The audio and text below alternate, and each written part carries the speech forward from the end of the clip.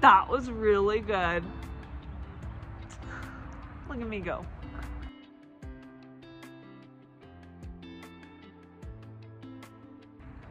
Hi guys, I'm Mariah from Mariah Flips Furniture, and in this episode we are completely refinishing my client's family heirloom. This Lane Cedar Hope chest has been passed through 4 generations and it has seen a lot of water damage. It has a lot of noticeable imperfections and it's just been worn out through these last 60 years. So we're gonna go through a step-by-step tutorial on how to completely give it new life. So let's get started. I always start by removing any hardware that I can remove, and in this case the handles on the side were removable, and then I clean the entire piece using simple green cleaner and just some regular rags. Now that the piece is completely cleaned down, let's get into sanding. And before you start sanding, I want to give you a little lingo learning. I don't know if it counts as lingo when it's a saying, but we're going for it anyways. So there's a really popular saying when you're sanding. It says, let the sander do the job. And so what this means is you are going to apply very little pressure on your sander while sanding. Honestly, I thought you should apply a lot of pressure on it, and that will help it get really good at sanding, and it will help it sand the right spots really well.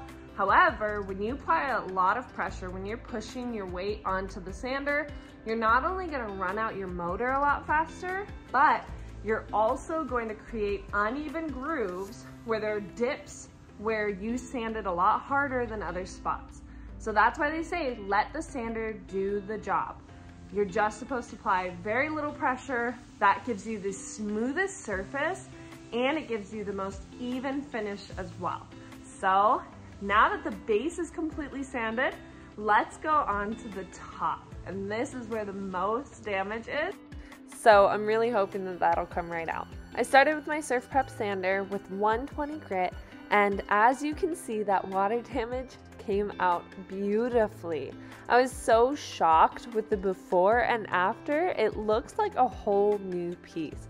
And something really awesome is my client really wanted to keep that middle detailing work, and because I didn't apply so much pressure, because I let the sander do its job, it stayed in great shape. So I'm super happy with that. And so the second half was the scarier part because of all that damage, but as you see, that also sanded out really, really well. For previous water damage that I can't sand out, I've done a half vinegar, half water mixture, and I let it sit so that it can help bring that water damage out. So give that a shot if you're struggling with water damage. Now that I have the top sanded down, I'm gonna work on the side of the trim, and I'm gonna be using my foam pad. And so again, the foam pad will bend with it so that it sands smoothly, because if you just take a sander to a curved edge, it's gonna sand it like flat and make it more squarish, and I don't want to lose this curve to it. So let's go ahead and show you how that works.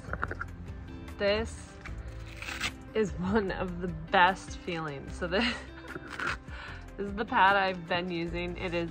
It's worn, to say the least. And so now I'm gonna replace it. Look at that. Yeah, I'd say there's a little bit of a difference. Yeah. Here you can see how the Surf Prep foam pad bends with the curve, so that was super helpful. But on to the next step, the top coat. So let's talk top coat now. So my client doesn't want super shiny, so there are 3 popular finishes. There's semi-gloss, satin, and flat, or eggshell you might hear. They're 2 similar. So semi-gloss is gonna be shiny. It's gonna be glossy, so it's gonna give off that shiny look. Satin is gonna give off white, a little in between the matte finish and glossy look. So if you're looking for like, it looks flat, flat, flat, like the walls of a building, you're gonna look for flat or eggshell. Satin is that perfect middle that I like, where it's not glossy, but it still gives a nice finished look. So I always go for water-based, not oil-based. I go for water-based and satin finish. So let's go ahead and spray this top. A couple of tips for using a paint sprayer is that you want to make sure to not flex your wrist. You want to make sure that the paint sprayer stays the same distance from the piece the entire time. Another one is you want to overlap your spray patterns about 50 to 75% for the most even and smooth application. So once I did my top coat, I lightly sanded between, and I did this 3 total times. Next, I moved on to giving the inside a whole new life. I sanded down the entire inside just because of gunk and water damage from the previous uses, and of course I added my favorite product, Howard's Feed and Wax Wood Conditioner and Oil.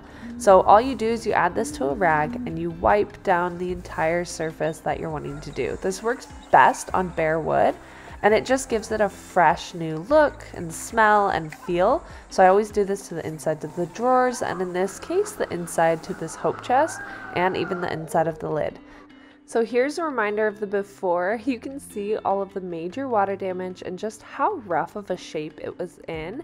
And so that's the before, and here's the after. This piece has been brought back to life. I absolutely love the huge transformation, and with the Howard's wood wax on the inside, this cedar is able to thrive again. It is phenomenal, especially with that beautiful detailed piece on top that my client loved so much. She loves the entire piece. I couldn't be happier with it, and I think this piece is going to live out so many more generations.